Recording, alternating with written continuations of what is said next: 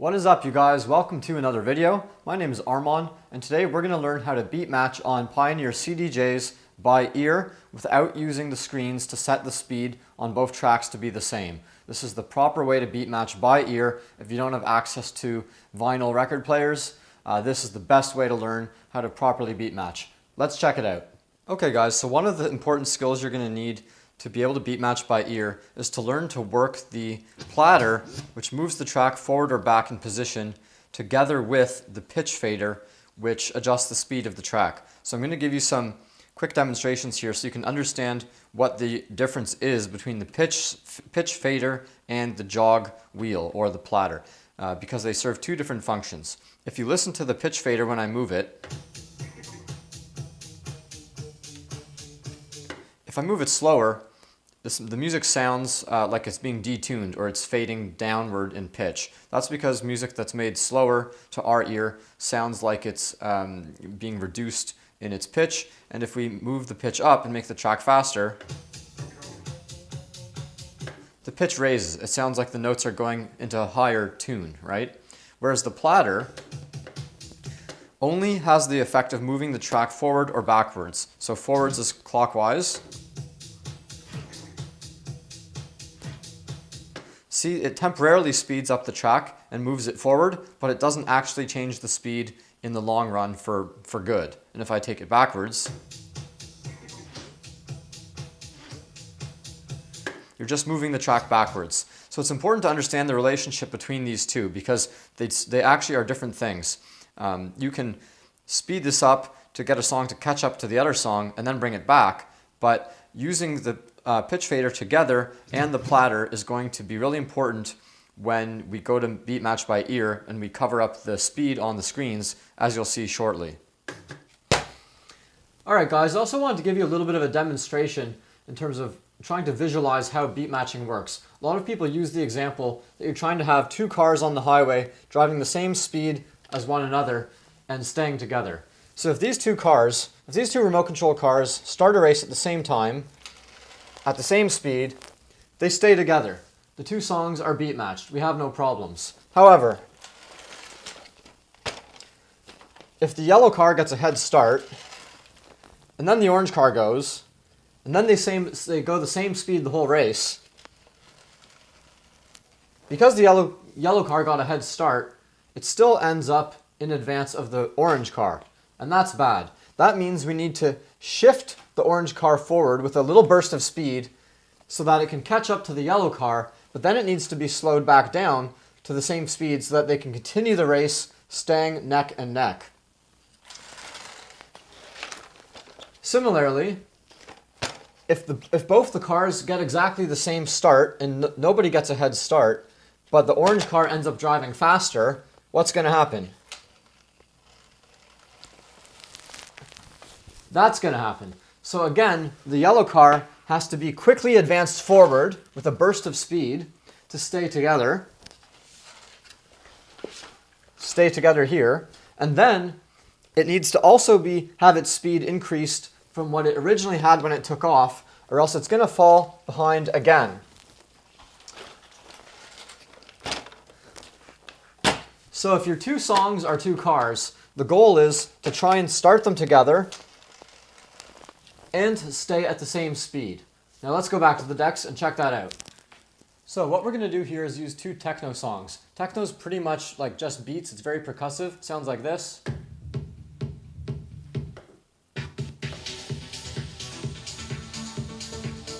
Okay, it doesn't have a ton of melodies as compared to deep house or progressive house. This song over here on the right we're going to use. Right, pretty percussive. Okay, what we're going to do is cover up the screens and then scramble the pitch fader around. Let me find something to cover this screen up. My cell phone, that'll do. We scrambled the pitch slider here, or the pitch fader. Now we have no idea which speeds both songs are. We have no idea. So say the song on the right is the song that's going to be ending. So let me put that about halfway through the song again. Scramble the pitch fader again.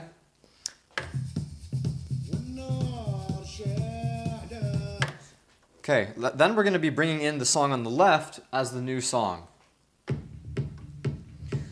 So here's a tip to start out to make your life easier. What you should do is either overpitch or underpitch. I like to overpitch this song, make it so much crazy faster than the other song, that at least I know which direction I need to move in. That probably I'll be slowly slowing this song down to get it to the correct speed to match the song over here. So if I put this pitch fader all the way up, okay, that's ridiculously fast. We know that this song for sure is going to be faster than the other song. So this song here is playing away, and we're going to be checking out this song in our headphones. So I've put the cue light on to signify that we would be doing this in our headphones ordinarily. So that song's playing away. And we want to make sure we have a 1 beat selected over here on this song as we bring it in. So we'll start the song again at the beginning and see if there's a 1 beat. Okay, there is. The 1 is there on the cue, so we're good. Or you can count it. 1, 2, 3, 4, 1. And you can set a cue point for your 1 beat. So this song's playing away. 1, 2, 3, 4. 1, 2, 3, 4. Play.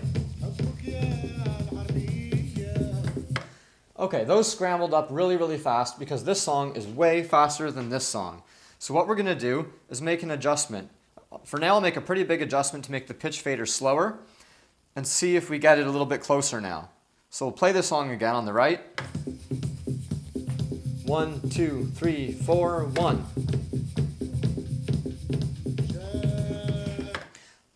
Okay, you hear that time? It took a little bit longer for this track to go completely out of sync. That's because we improved it. Now we'll slow this down again a little bit more. And we'll try it again. 1, 2, 3, 4, play.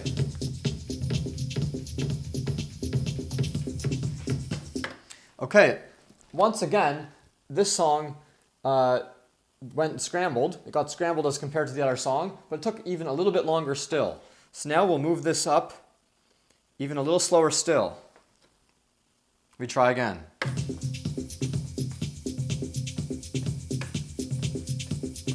One, two, three, four.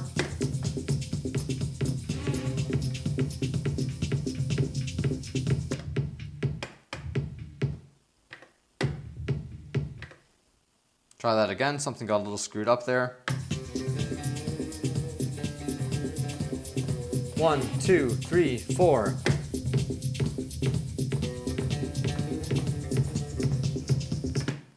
Still, it sounds a little fast, so I'm going to move this down a little bit, but now we're into the range where we might want to start using the jog wheel to keep up with it. Basically, to make sure this song's beat stays a little bit closer to the other song's beat, and we'll see if we can get it a little bit closer. If we can keep the kicks together, boom, boom, boom, we know that we're in the range. If we can keep them together for a little bit, and then we can start working the platter and the pitch fader together.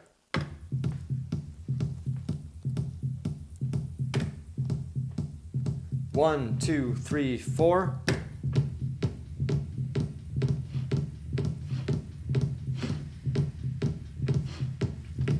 Okay, see what happened there? There was a very important piece of information there. I was moving the platter backwards and the beats were still not aligned, but then when I moved it backwards a lot, I was able to get the kicks to line up again for a brief moment in time.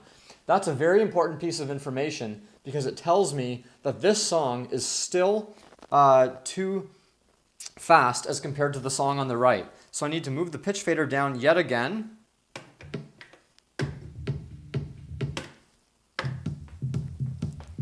One, two, three, four.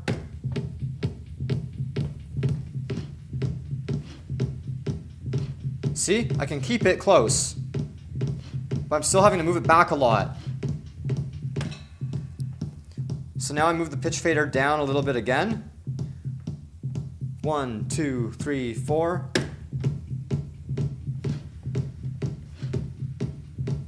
Now move the pitch fader down a bit. See if I can keep the beats together. It's close.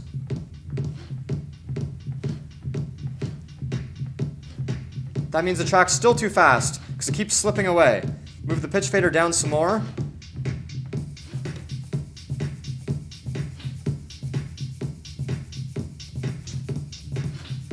Still, it's too slow, too fast.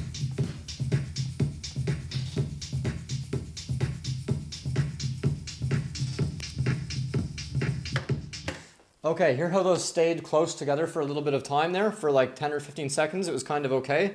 Now we know that we're in the range. We know that we're close. So this song was still a little too fast. Maybe make the pitch fader a little bit slower again. And let's try over again. 1, 2, 3, 4. Not bad. Let's move the platter and see if I make it better or worse by moving it backwards. Better.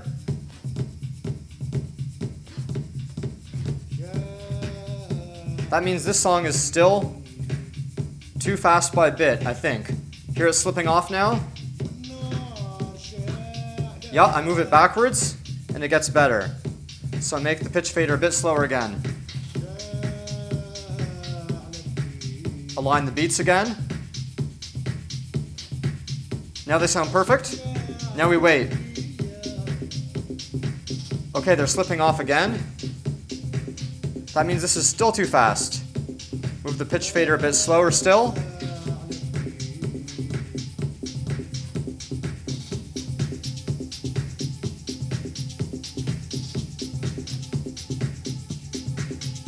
Okay, the beats sound good. Let's see what happens. They're slipping again. Moving it backwards still made it better. So this is still too fast.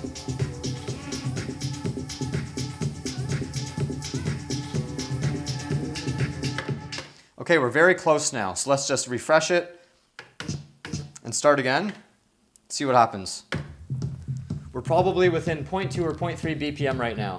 The screens show you a measurement of to the 10th decimal place. 1, 2, 3, 4.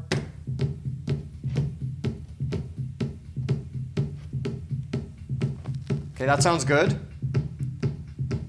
Now let's wait and see what happens. It's starting to slip out of position. But which way do I need to correct it? Forwards. Now we finally made this song here too fast.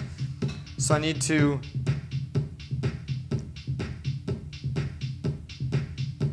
sorry, it's still too fast.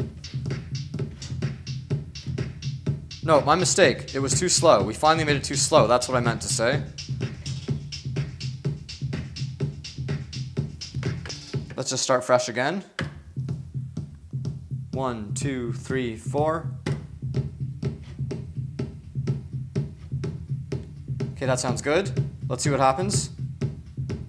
It's starting to slip. Needs to be made faster by a bit.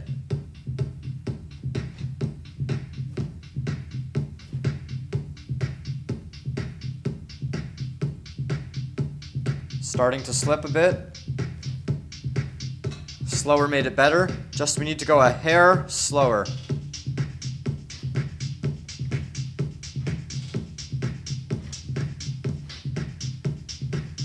Okay, they sound good. It sounds like they're sticking this time. Yup, they're not slipping.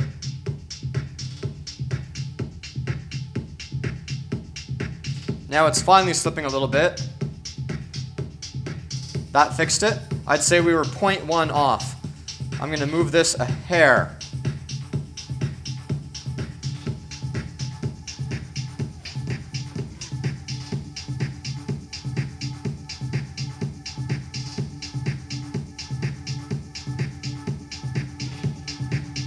A touch faster.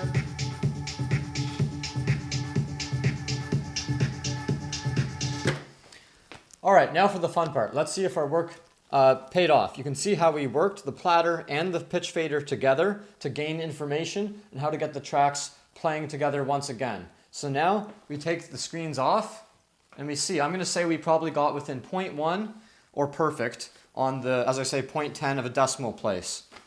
So we go over here. Let's bring the camera. Hopefully you guys can see this. Let me zoom in. I've got a tripod on here. Okay, 124.5. Now we come over to this deck here. Move my cell phone. And bang, 124.4, not bad. Alright you guys, so there you have it. That's how to beat match by ear. If you don't have vinyl turntables and a record collection, that's the best thing you can do to come as close to true DJing or true beat matching and using your ears. It's also a good skill to have because the software is not always perfect, so even though one track may say 120 BPM and the other track also says 120 BPM, they're actually going to slip a little bit over time because, as I say, the software and the speed processing aspects of the softwares that process this music is not perfect. So it's good to have that skill and be able to tell which song is getting slower or faster and how you can use the pitch fader and the platter to adjust that. All right, practice like that, covering up your screens. Practice like that for an hour a day. I promise within a few weeks you'll have beat matching on lock and it's going to come second nature, and that way you won't be spending too much time thinking about it when you're mixing, and you can spend more time practicing and focusing on your track selection and doing a smooth, good mix of the songs and worrying about the crowd. Alright guys, I hope that's helpful for you. Practice and enjoy.